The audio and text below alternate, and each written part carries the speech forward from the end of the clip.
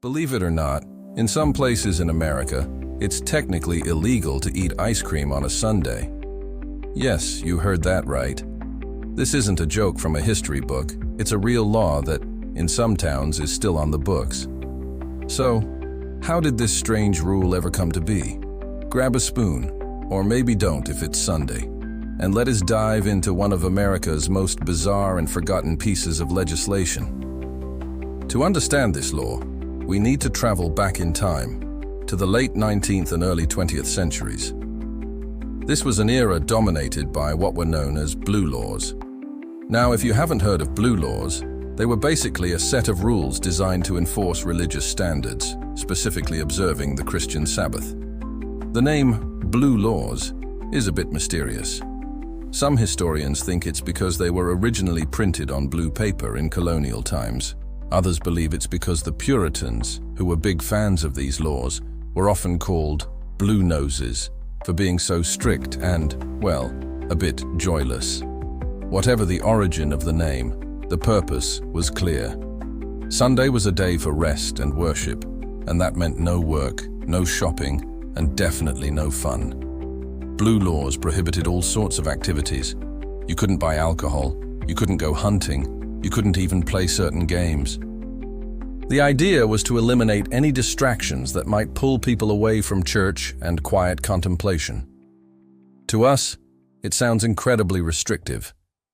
But back then, it was a serious part of community life, enforced to maintain moral order. So, where does ice cream, the most innocent of treats, fit into this picture? Well, that's where the story gets really interesting. One of the most popular Sunday treats back then was the ice cream soda. It was bubbly, sweet, and a perfect way to cool down. But here's the problem. Religious leaders and moral reformers saw the ice cream soda as far too extravagant and indulgent for the Sabbath. They called it sinfully rich and a distraction from proper Sunday observance. To them, selling and drinking these fizzy, sugary concoctions was just as bad as any other prohibited activity. It was a symbol of worldly pleasure that had no place on a holy day.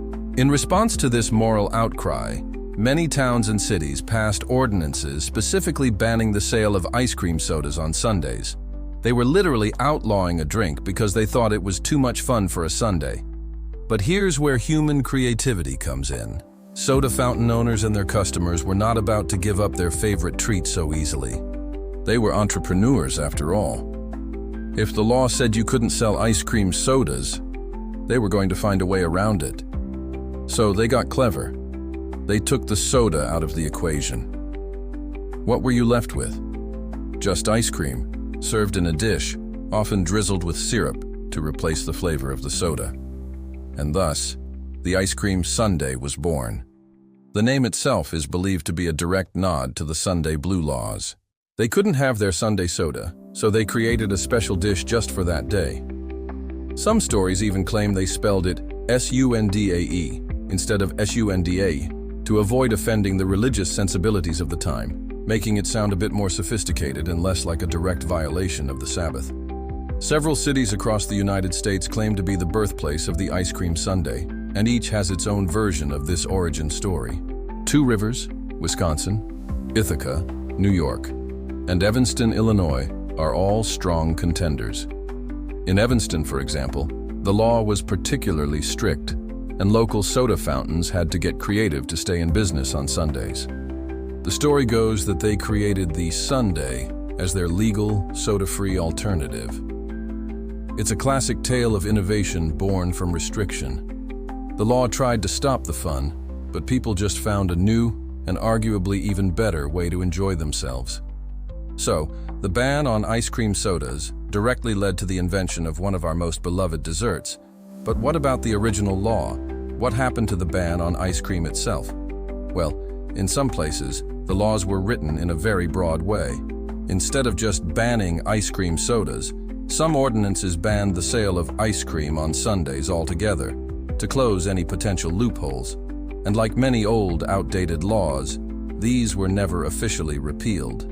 They were just forgotten. As society changed, the strict enforcement of blue laws faded away.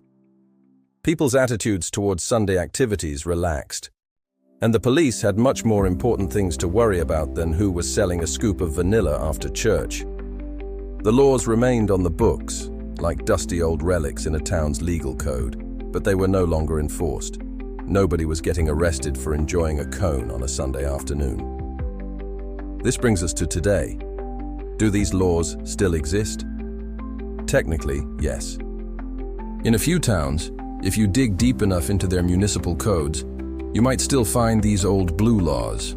For example, it's a widely cited piece of trivia that in Winona Lake, Indiana, it's still technically illegal to eat ice cream at a counter on Sunday.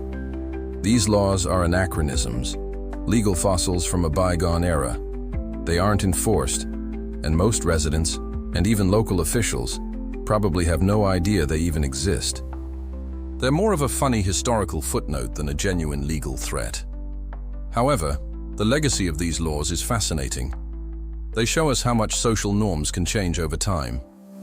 What was once considered sinfully rich and a moral problem is now a completely normal, family-friendly activity. The ice cream sundae, a dessert born out of a desire to circumvent a restrictive law, is now a staple in ice cream parlors all over the world. These weird laws aren't just about ice cream either. America is full of them. In some states, it's illegal for a donkey to sleep in a bathtub. In others, you can't carry a bee in your hat. These laws often had a very specific logical reason when they were created, but that context has been lost to time, leaving us with rules that sound completely absurd today. The story of the Sunday ice cream ban is a perfect example. It wasn't just a random silly rule.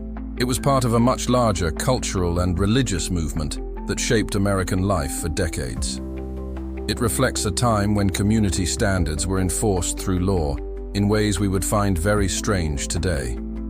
And, in a wonderful twist of fate, the attempt to restrict a simple pleasure ended up creating an even more iconic one. So, the next time you're enjoying a delicious ice cream sundae, with its scoops of ice cream, gooey syrup, whipped cream, and a cherry on top, take a moment to remember its rebellious history.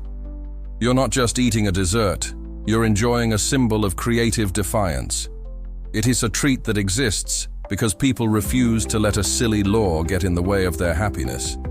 And while those old laws might still be hiding in some dusty legal books, they have zero power over our ability to enjoy a scoop of our favorite flavor any day of the week we choose.